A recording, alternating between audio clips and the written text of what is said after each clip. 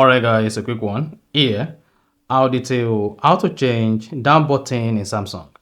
So if at the end of this you found this offer informative, please don't forget to like and then subscribe.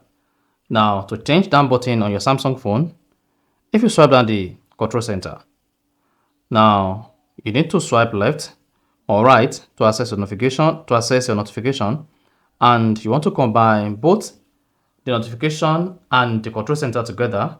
Then do this. Swipe down the control center, locate and click on the edit pencil just before the power button. Now you should see the panels. On the panels, locate and click on panel settings at the top left.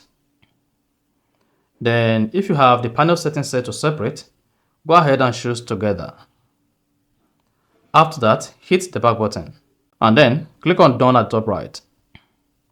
Now, when next you want to access your control center and notifications, you can just swipe down like this. Then you should see your notifications. If you expand this, now you have access to your control center. Now, there won't be need for you to swipe left or right to access notification or control center. And that's it. So if you found this offer informative, please don't forget to like and then subscribe.